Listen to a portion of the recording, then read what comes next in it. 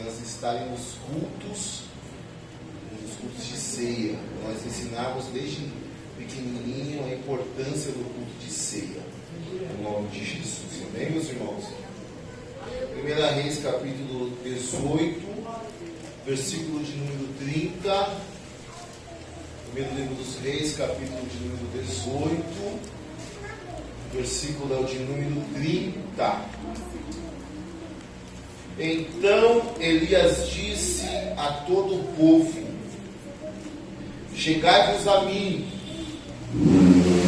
Todo o povo se chegou a ele e reparou o altar do Senhor. E reparou o altar do Senhor. E reparou o altar do Senhor, que estava quebrado. Amém, meus irmãos? Amém. O tema da minha mensagem hoje é este: reparando o altar. Reparando o altar.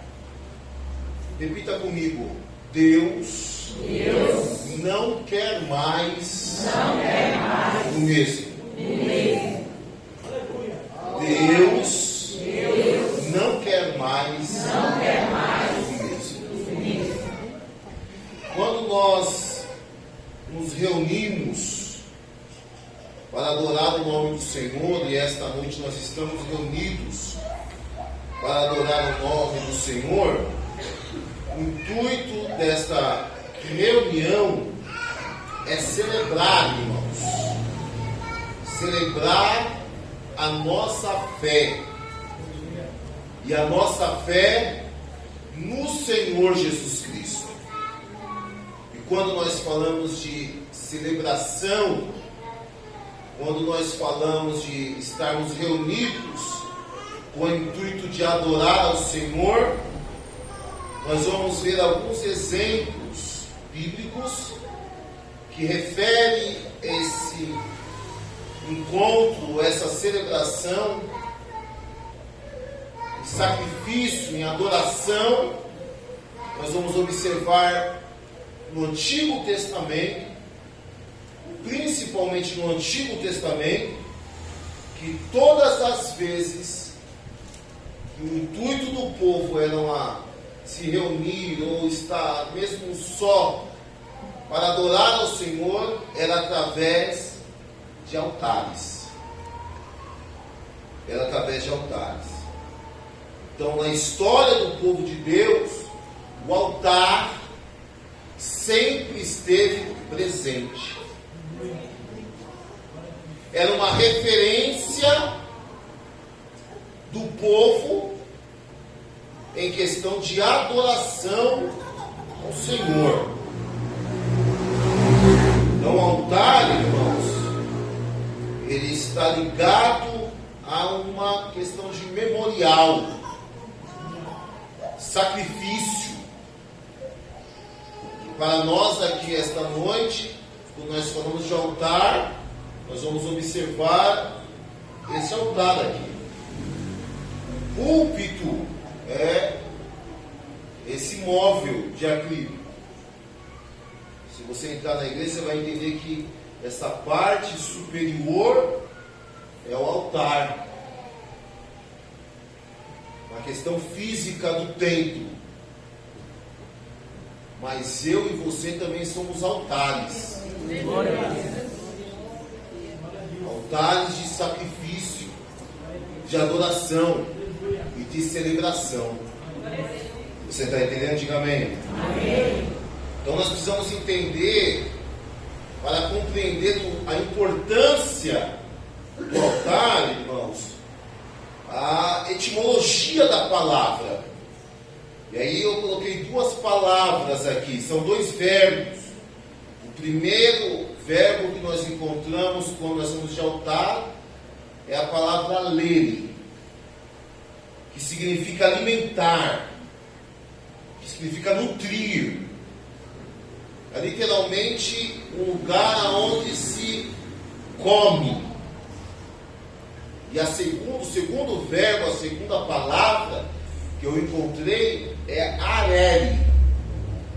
E areli significa lugar de queima.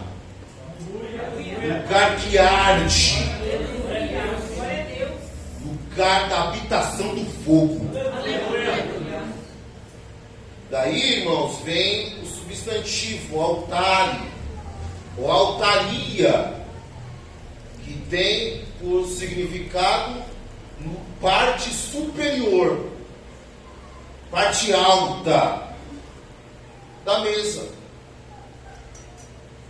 O santuário, o altar é isso, é lugar alto, aonde se queima sacrifícios ao Senhor. É um lugar alto, onde o fogo do Senhor está para consumir. Mas também é um lugar alto, aonde tem alimento, aonde se dispõe do alimento. Louvado seja o nome do Senhor. E os altares foram usados em quase todos os povos da antiguidade, nos templos, nos santuários e até mesmo ao ar livre. Podiam ser montados por pedras amontoadas, e depois de amontoar diversas pedras, uma outra pedra lavrada que ficava acima dessas pedras. Ela podia ser feita de uma plataforma também, podia ser feito através de rochas naturais, uma rocha natural. O lavrador ia e lavrava aquela pedra e ali fazia-se um altar. Então, o Antigo Testamento nos traz diversos exemplos de altares. Só que os altares ali, diferente do Novo Testamento, eram altares de pedras, altares de rochas. Não era uma pessoa, um ser altar. Era algo físico, era algo da natureza. O Antigo Testamento não vai trazer fadas, e a palavra, irmãos, no hebraico para altar é misbah. Sabe qual é o significado de misbah, irmão? Lugar onde se sacrifica. Então, o altar nada mais é o lugar onde se sacrifica. Por isso, irmãos, os altares geralmente eram relacionados a sacrifícios. Eu quero dar alguns exemplos bíblicos de homens de Deus que levantaram altares ao Senhor. Gênesis capítulo 8, versículo 20, a Bíblia nos diz: e Noé levantou um altar ao Senhor, tomou de todos os animais puros, de todas as aves puras, e ofereceu-os em holocausto ao Senhor sobre o altar. Gênesis capítulo de número 8, você vai observar que é o fim do dilúvio. E após Deus ter cumprido a promessa que havia feito para Noé, Noé desce da arca, e a partir do momento que ele pisa em terra firme, a primeira ação de Noé foi qual? Oferecer sacrifício ao Senhor, em forma de gratidão. Louvado seja o nome do Senhor. Gênesis capítulo de número 12, versículos 7 e 8, diz assim: Abraão edificou um altar ao Senhor que lhe tinha aparecido. Em seguida, partindo dali, foi para a montanha que está ao oriente de Betel, onde levantou a sua tenda. Abraão edificou ali um altar ao Senhor e evocou o nome do Senhor. Abraão até agora não conhecia a esse Senhor, mas a Bíblia diz no capítulo de número Gênesis que Deus apareceu a Abraão e fez 7 promessas. Quantas promessas? 7 promessas. E após fazer todas aquelas promessas, Abraão, após conhecer o Senhor, fez o quê? Levantou um altar ao Senhor. Quando ele parte dali e começa a peregrinar, e Deus começa a ser com ele, ele faz o quê? Ele levanta outro altar ao Senhor. Altar é lugar de sacrifício, altar é lugar de gratidão. Esse no capítulo de número 17, versículo de número 15, Moisés construiu um altar que chamou de O Senhor é a minha bandeira. Juízes capítulo de número 6, versículos 24 ao 26. Gideão edificou ali um altar ao Senhor e chamou Javé Shalom. Durante a noite disse-lhe o Senhor: toma um novilho de teu pai e um segundo touro de 7 anos, destrói o altar de Baal de teu pai e faz o mesmo com o ídolo de madeira que está junto dele. Edificarás então o altar ao Senhor teu Deus em cima dessa pedra, depois de a teres preparado. Ora, o pai de Gideão era hebreu, era conhecedor, mas havia construído um altar a Baal. E quando nós vamos falar de tradição judaica, nós vamos observar que quando o pai falava, não era uma fala, era uma ordem. Mas acima da ordem do pai desviado, Gideão, cheio da autoridade de Deus e com ordem de Deus, adentro e destrói o altar que era oferecido a Baal. E constrói um altar ao Deus verdadeiro.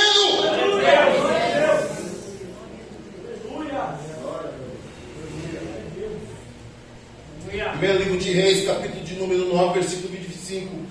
3 vezes por ano, Salomão oferecia holocaustos e sacrifícios pacíficos sobre o altar que tinha levantado ao Senhor, e queimava perfume sobre o altar que estava diante do Senhor. Não estou falando de boticário não, irmão. Não estou falando de natura não, irmãos. Estou falando da melhor essência que havia no reino. Salomão pegava do melhor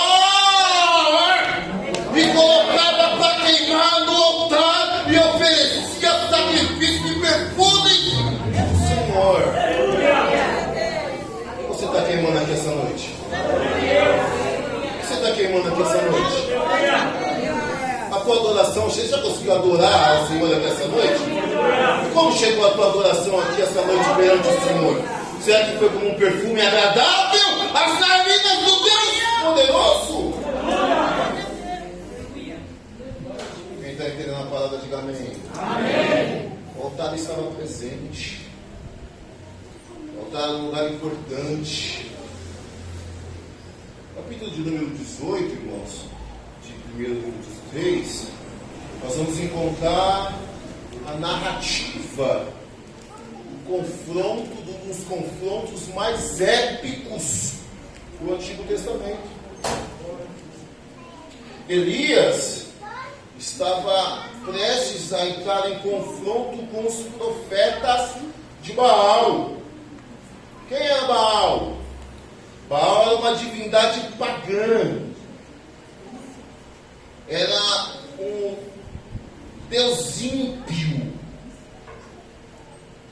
E naquele instante, o povo de Israel estava adorando a Baal. Acabe, o rei de Israel, havia casado com uma pagã. Acabe casou com Jezabel. Jezabel era profetisa de Baal, era devota de Baal. E a Bíblia diz que Acabe, ao invés de escolher uma mulher da sua linhagem, casou com essa mulher pagã. E essa mulher era uma mulher que tinha um poder de persuasão. Redobre a sua atenção para mim, para este altar agora. Jezabel era uma mulher que tinha um poder de persuasão tão grande e tão maligno, que ela fez o seu marido se converter a Baal. Fez a nação de Israel se converter a Baal.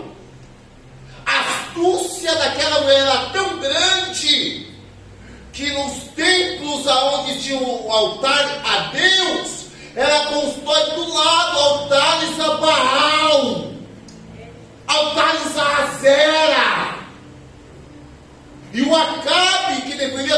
uma atitude de não permitir isso foi conivente até Deus chamar Elias. Oh, glórias! Elias aparece, não se dá a genealogia de Elias, só diz que ele era de Tisbe. E quando ele chega a Acabe, ele profetiza. E quando um homem cheio de Deus, quando uma mulher cheia de Deus profetiza aqui na terra, Deus liga lá no céu. E ele disse: não vai chover por 3 anos. Aleluias. Aleluias. Capítulo 18, versículo de número 1. E sucedeu que depois de muitos dias, a palavra do Senhor veio a Elias ao 3º ano, dizendo: vai, mostra-te a Acabe, porque darei chuva sobre a terra. E foi Elias mostrar-se a Acabe, e a fome era extrema em Samaria. E Acabe chamou a Obadias, o mordomo. Obadias temia muito ao Senhor, porque sucedeu que, destruindo Jezabel os profetas do Senhor, Obadias tomou 100 profetas e de 50 em 50 os escondeu numa cova e os sustentou com pão e água. E disse Acabe a Obadias: vai pela terra a todas as fontes de água e a todos os rios, pode ser que achemos erva, para que em vida conservemos os cavalos e mulas e não estejamos privados dos animais. E repartiram entre si a terra para passarem por ela. Acabe foi à parte por um caminho, e Obadias também foi à parte por outro caminho. Estando, pois, Obadias já em caminho, eis que Elias o encontrou, e conhecendo ele, prostrou-se sobre o seu rosto e disse: és tu, meu senhor Elias? E disse-lhe ele: eu sou. Vai e disse ao teu senhor: eis que aqui está Elias. Porém ele disse: em que pequei para que entregues teu servo na mão de Acabe para que me mate? Vive o Senhor teu Deus, que não houve nação nem reino onde o meu Senhor não mandasse em busca de ti. E dizendo eles, aqui não está. Então ajuramentava os reinos e as nações, se eles te não tinham achado. E agora dizes tu: vai, diz ao teu Senhor: eis que aqui está Elias. E poderia ser que, apartando-me eu de ti, o Espírito do Senhor te tomasse, não sei para onde, e vindo eu a dar as novas a Acabe, não te achando, ele me mataria. Porém eu, teu servo, temo ao Senhor desde a minha mocidade. Porventura não disseram a meu Senhor o que fiz quando Jezabel matava os profetas do Senhor? Como escondia 100 dos profetas do Senhor de 50 em 50 numas covas, e os sustentei com pão e água? E agora dizes tu: vai e dize a teu Senhor: eis que aqui está Elias, ele me mataria. Versículo de número 15. E disse Elias: vive o Senhor dos exércitos, aleluia, perante cuja face estou, que de veras hoje me mostrarei a ele. Então foi Obadias encontrar-se com Acabe e lhe o anunciou, e foi Acabe encontrar com Elias. E sucedeu que, vendo Acabe, Elias disse: Acabe, és tu o perturbador de Israel? És tu o perturbador de Israel, Elias? É você que tem perturbado Israel? Então disse ele: eu não tenho perturbado a Israel, mas tu e a casa do teu pai, porque deixaste os mandamentos do Senhor e seguistes aos Baalins. Que coragem! Aleluia! Eu acabei de ler com a igreja que, por conta da profecia de Elias, 3 anos de seca em Samaria. o povo passando miséria. Jezabel ficou tão irritada que mandou matar os profetas do Senhor. Obadias tem um cuidado de esconder alguns, de sustentar alguns com risco de vida. E quando Elias se apresenta a Obadias diz assim: foge, se esconde, Acabe vai te matar, o reino está devastado. E o Elias: não, eu não estou aqui porque algum amigo me mandou, eu não estou aqui porque a minha mãe me mandou, eu não estou aqui porque o meu coordenador fica me mandando mensagem. Não, eu estou subindo a Acabe porque o Senhor dos exércitos me deu uma ordem. O Senhor dos exércitos me colocou nessa posição. Quando ele chega até Acabe olha e diz assim: és tu o perturbador de Israel? Que descaramento, irmãos. Israel estava passando por aquela situação por conta do Acabe, por conta da negligência do Acabe, por conta da frouxidão do Acabe. Aí o Elias olha para ele assim: eu sou perturbador? Perturbador é você, que você abriu mão do Senhor dos exércitos e se voltou aos Baalins. Louvado seja o nome do Senhor. Indignado com a prevaricação do rei e a situação que se encontrava o povo, Elias faz um desafio. Elias toma uma atitude. Elias se posiciona. Olha para o teu irmão e diga para ele assim: Deus quer posicionamento. Não, você não falou nada. Fala de novo: Deus quer posicionamento. Deus quer que você se posicione aqui essa noite, assim como Elias se posicionou. Louvado seja o nome do Senhor. Abra comigo no versículo de 19, do 19 ao 24, Natan, por favor. Agora, pois, envia, ajunta a mim todo Israel no Monte Carmelo, como também os 450 profetas de Baal e os 400 profetas de Azera, que comem da mesa de Jezabel. Então enviou Acabe os mensageiros a todos os filhos de Israel e ajuntou os profetas no Monte Carmelo. Então Elias se chegou a todo o povo e disse: escute, posicionamento.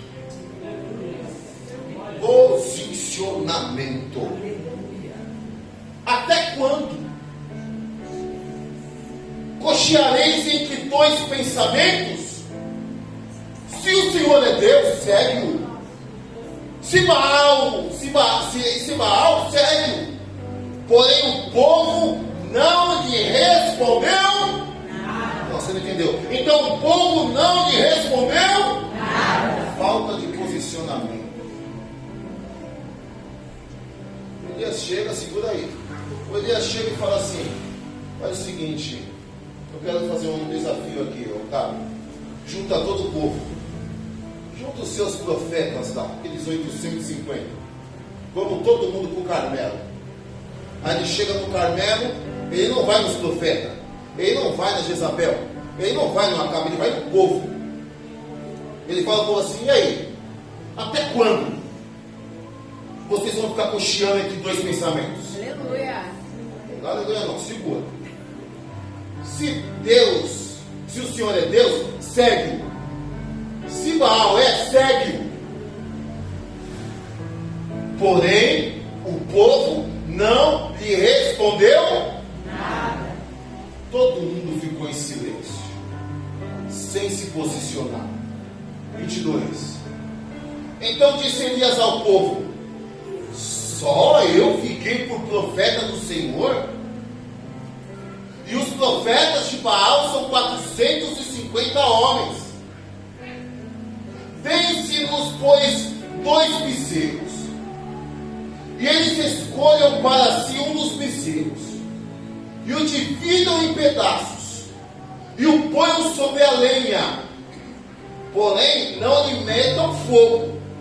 E eu prepararei outro bezerro, e o porei sobre a lenha, e não lhe meterei fogo. Então Olha o desafio. Invocai o nome do vosso Deus, e eu invocarei o nome do meu Senhor. E há de ser, que o Deus que responder por fogo, esse será Deus. E todo o povo respondeu e disse: é boa essa palavra. Quer dizer, eu não me posiciono, mas se você quiser fazer um teste aí para ver se o Senhor é Deus, a gente até vai ficar aqui para observar.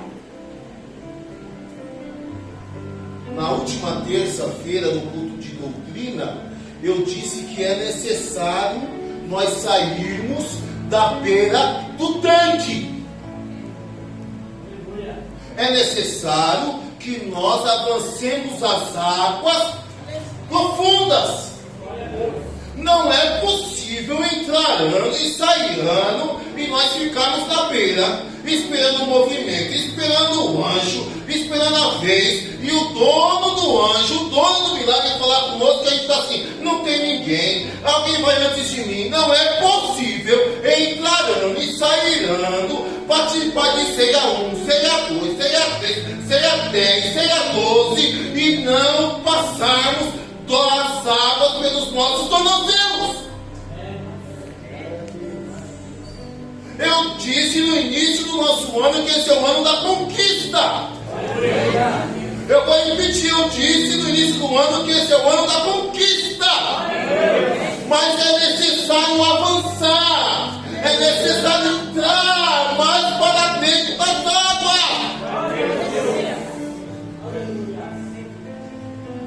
É boa essa palavra. É boa essa palavra. E o ápice do texto, o ápice da história, inicia no versículo de número 25. Os 450 profetas de Baal passam meio dia clamando, se autoflagelando, na esperança de uma resposta, e nada acontece. Chega um momento que Elias começa até a tirar um sarro. Gritem mais! Possa ser que Baal não esteja escutando.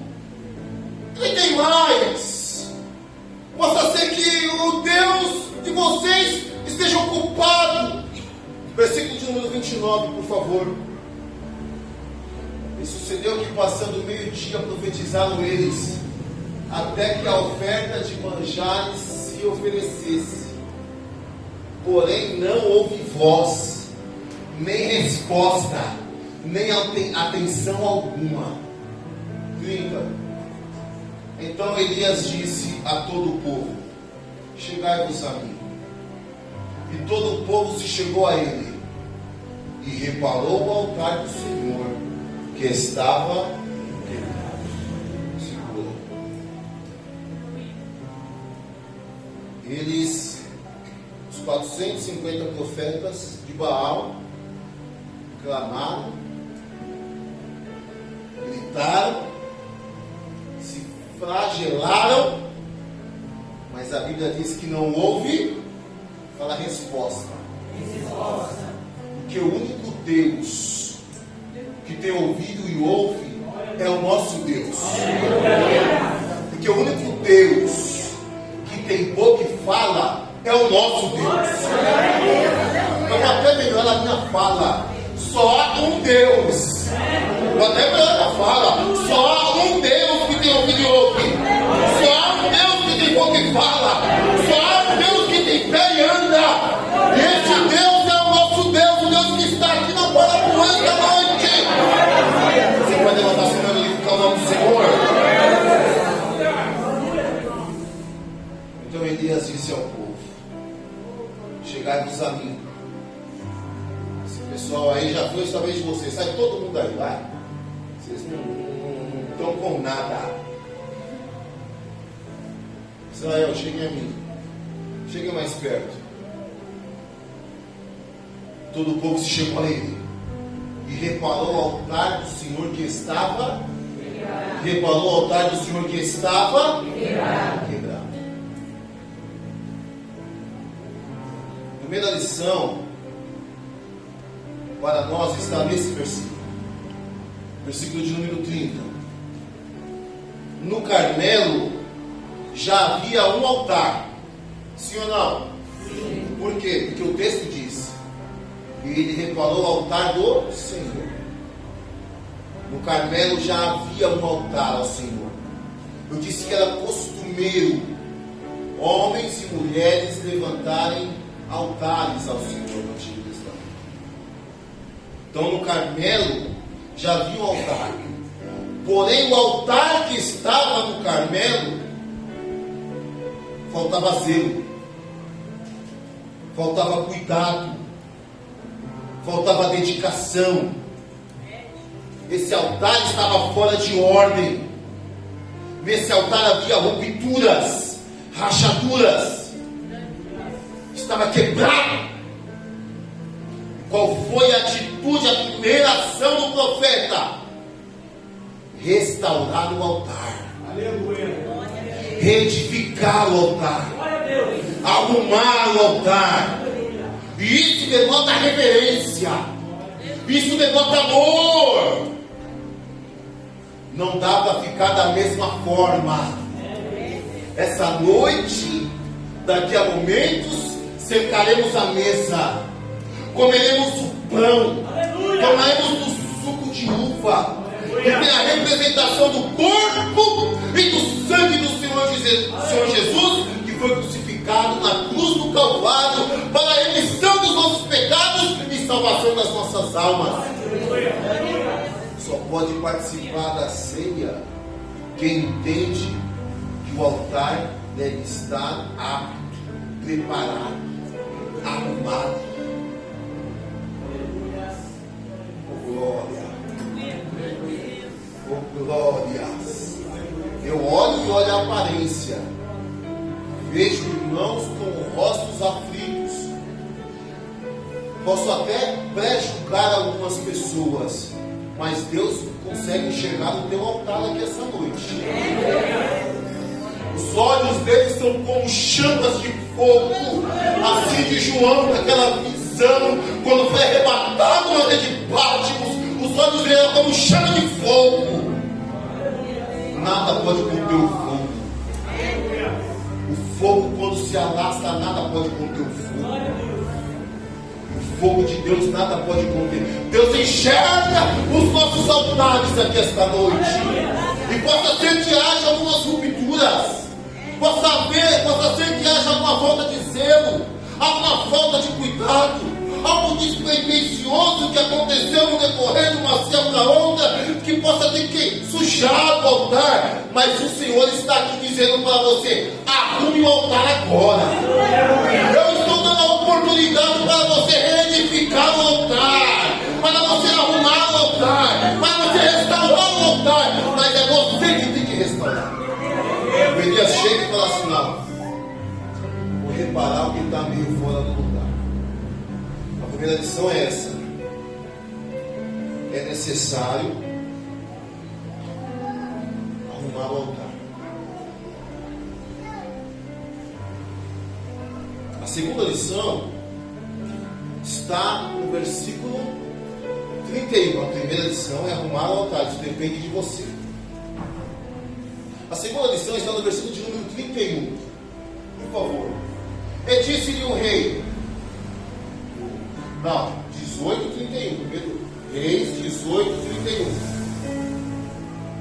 Elias tomou 12 pedras, conforme o número das tribos dos filhos de Jacó, ou Israel, ao qual veio a palavra do Senhor dizendo: Israel será o teu nome. As 12 pedras tinham uma finalidade. Era a representação das tribos de Israel. Isso simboliza a unidade que deve ter o povo de Deus. Tem gente que não entendeu. É necessário união. Uma igreja sadia é uma igreja uníssona. Uma igreja sadia é uma igreja que chora com os que choram e se alegra com os que se alegram. Uma igreja sadia é uma igreja unida. Uma igreja sadia é uma igreja que intercede primeiramente por ela, que quer sanar as dores dela, curar as enfermidades dela. Por que isso, pastor? Porque a divisão destrói. Porque a divisão fortalece o inimigo. Porque a divisão só serve para que o nome do diabo seja engrandecido. Deus requer união.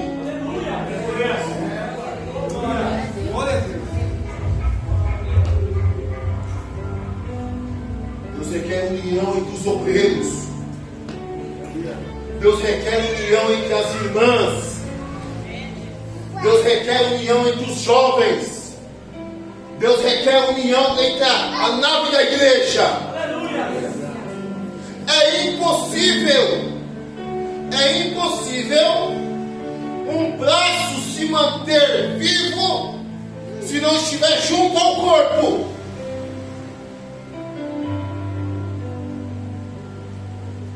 É um perigo quando o jovem diz assim: não vou participar mais do trabalho. Daqui da frente ele vai para o meio da igreja. No meio da igreja ele vai começar a sentar ali no fundo da igreja, quando ele está sentado.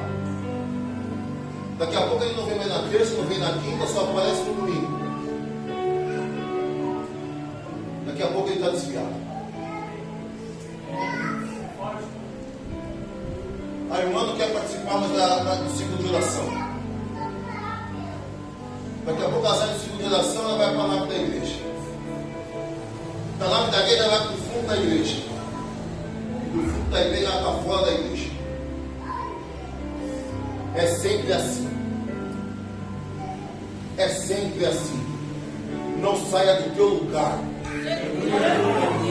Vou repetir, não saia do teu lugar. Mas o pastor só me chama minha atenção, não saia do teu lugar. Mas o pastor só me repreende, não saia do teu lugar. Mas a irmã não me dá a oportunidade de pastorar, mas não saia do teu lugar. O pastor não me deixa pregar, mas não saia do teu lugar. Diabo não brinca de ser diabo. Deus não brinca de ser Deus. Mas tem muito crente brincando de ser crente.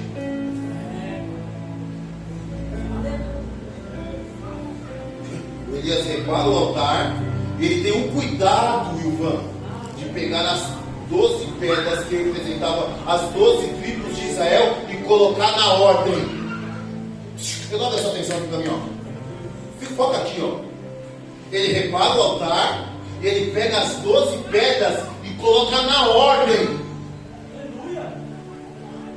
É por isso que tem pastor na igreja. É por isso que Deus levanta presbíteros na igreja. É por isso que Deus tem diáconos. Isso tem coordenação. A igreja tem que ser ordeira. Aleluia. Diga amém. Amém. A igreja não é bagunça, meu irmão. Meu irmão, a igreja não é bagunça. Lá fora a mulher pode casar com mulher. Lá fora o homem pode casar com homem. Aqui não, aqui é Bíblia. Aqui mulher casa com homem, homem casa com mulher. É assim que funciona a Bíblia. É assim que funciona a palavra de Deus. Quem está entendendo a palavra, diga amém. Amém. Mas, se algum dos nossos irmãos falham, qual que é a funcionalidade do corpo? Não abrir mão daquele meio. Diga amém. Amém. Na terceira lição, a primeira lição é reparar o altar, depende de você. A segunda lição é arrumar as pedras. Unidade, isso depende de nós, da igreja, dos membros, do corpo. A terceira lição, observe, versículo 34 e 35 do primeiro livro de Reis, capítulo 18. E disse Elias, dizendo: enchei de água 4 cântaros e derramai-a sobre o holocausto e sobre a lenha. Então ele pega aqueles boi feito no meio, repara o altar, põe as pedras, põe o boi. Aí ele diz assim: agora faz o seguinte, pegue 4 cântaros de água.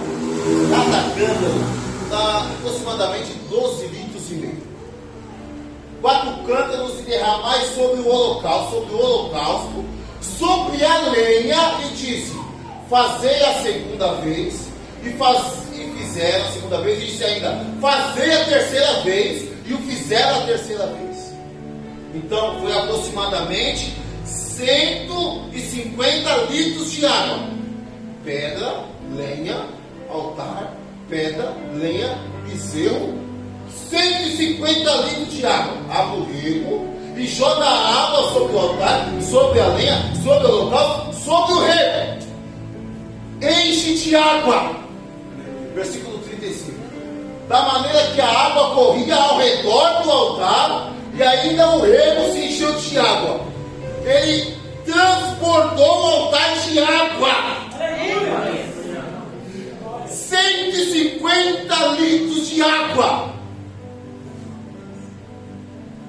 Dentro da lei do tetraedro do fogo, componente, combustível, oxigênio, reação em cadeia.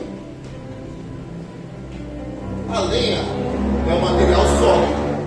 Material sólido apaga-se com água. Nós temos um extintor de água aqui. Pegou fogo na cadeira, água. Tirando um desses 3 elementos, não há reação em cadeia, não há fogo. O Elias encharcou o altar de água. Qual era a possibilidade humana daquele altar pegar fogo? Nenhuma! Nenhuma! Mas o possível é para nós. O possível é para mim e para você. Ô glória! Mas o Deus que nós servimos é o Deus do impossível. Ô glória! Isso tem como objetivo, intuito de enfatizar para todos a impossibilidade do fogo ser gerado. Mas o meu Deus é o Deus do impossível. Meu Deus é o Deus do impossível. Meu Deus é o Deus que chega num homem que nasceu sem um braço e fala para o homem assim: ó, cresça o braço, e o braço tem que esticar. Tem que esticar osso, tem que esticar nervo, tem que esticar carne, tem que esticar pele. Louvado seja o nome do Senhor. O Deus que eu sirvo é o Deus que tem poder sobre a morte. Sobre a morte.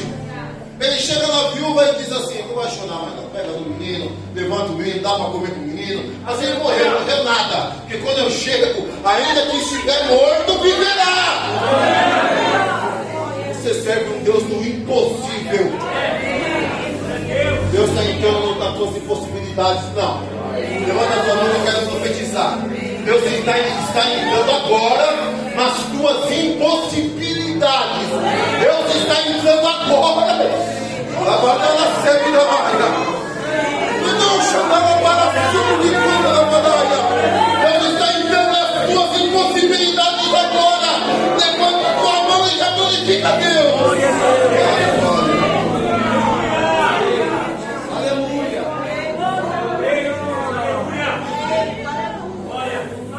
Repita comigo: Deus não quer mais mesmo.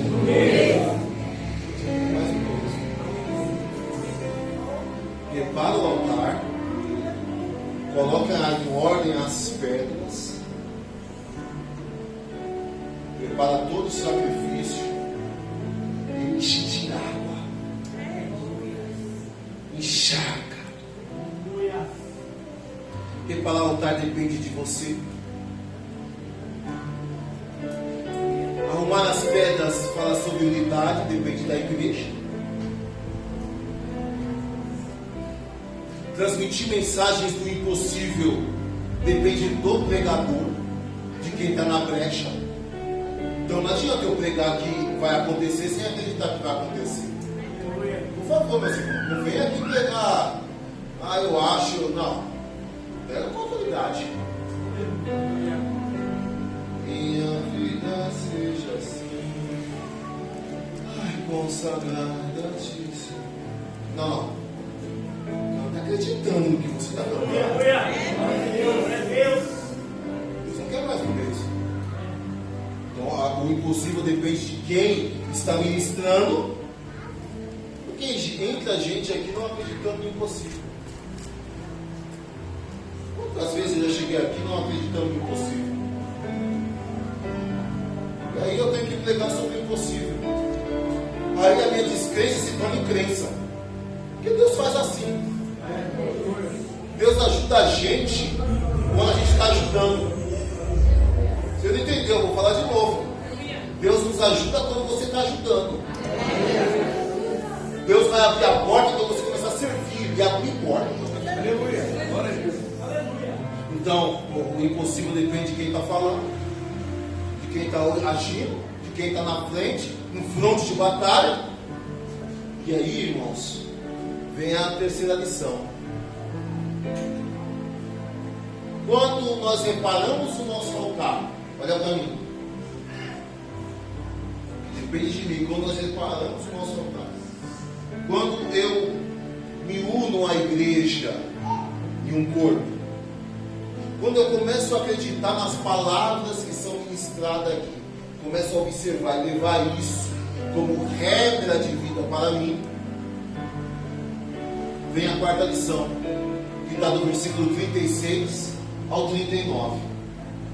Sucedeu, pois, que, oferecendo-se a oferta de manjares, o profeta Elias se chegou e disse: ó Senhor Deus de Abraão, de Isaque e de Israel, manifeste-se hoje que tu és Deus em Israel, vem para o ano, e que eu sou teu servo, e que conforme a tua palavra fiz todas essas coisas.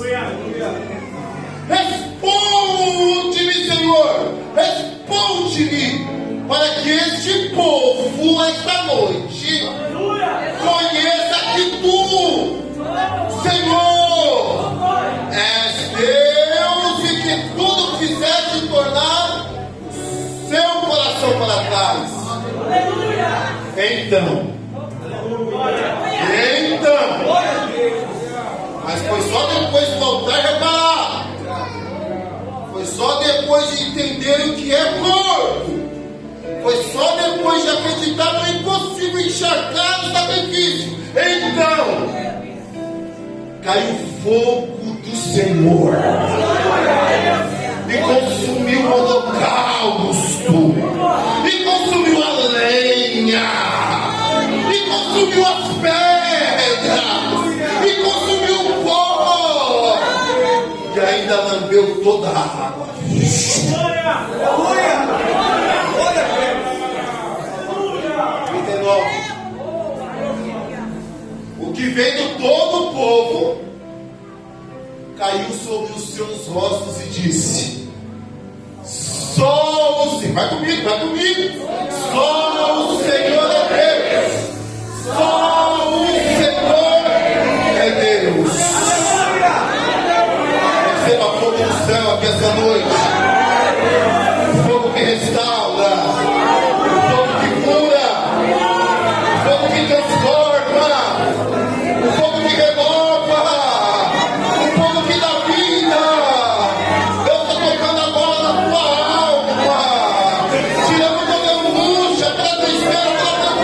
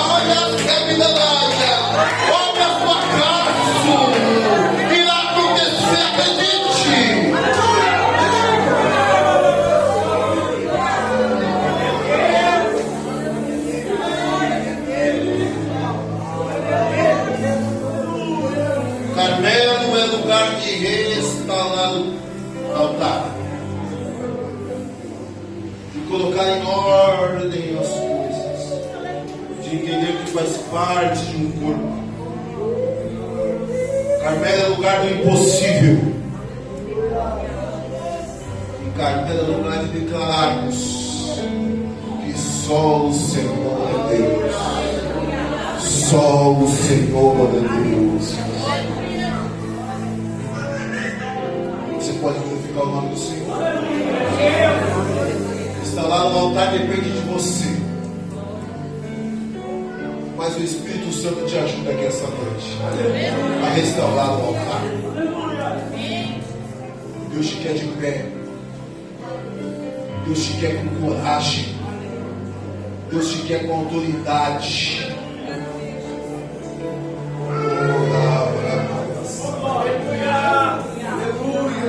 És tu, perturbador de Israel? Quando você chegar, você não vai perturbar, você vai libertar.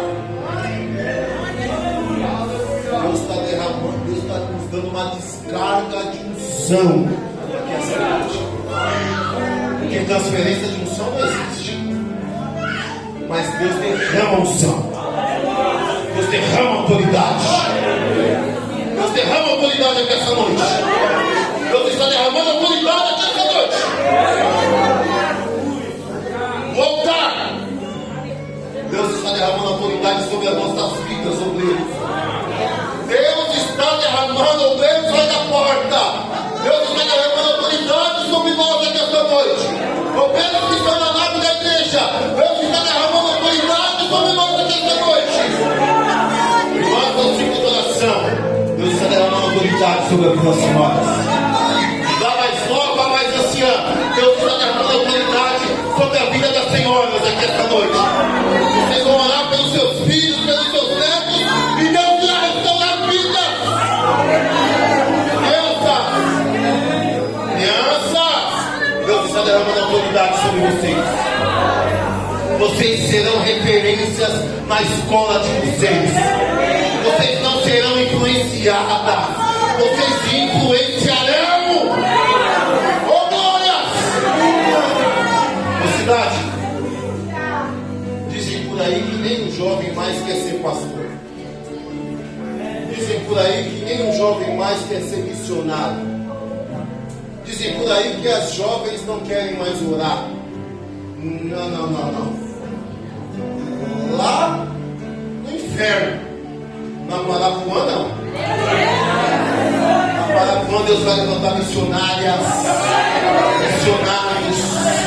pastores, pregadores, cheios de autoridade. Levanta a mão, juventude. Deus está dando autoridade para a juventude nessa igreja também.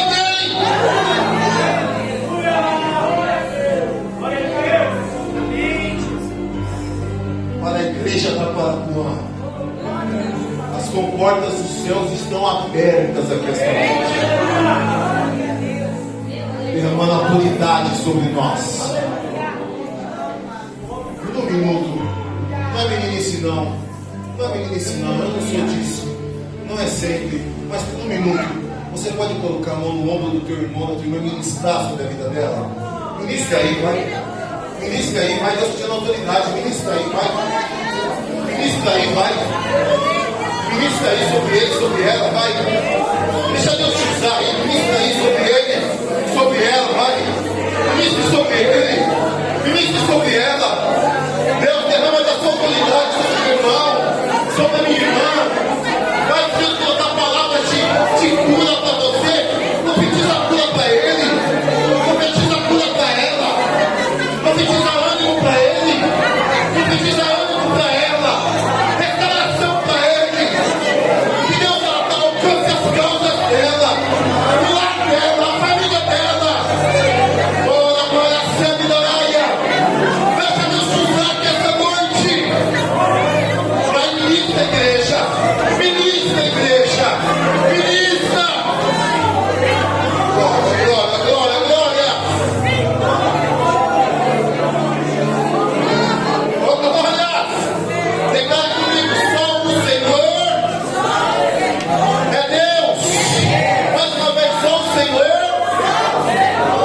Deus. Deus abençoe esse lugar.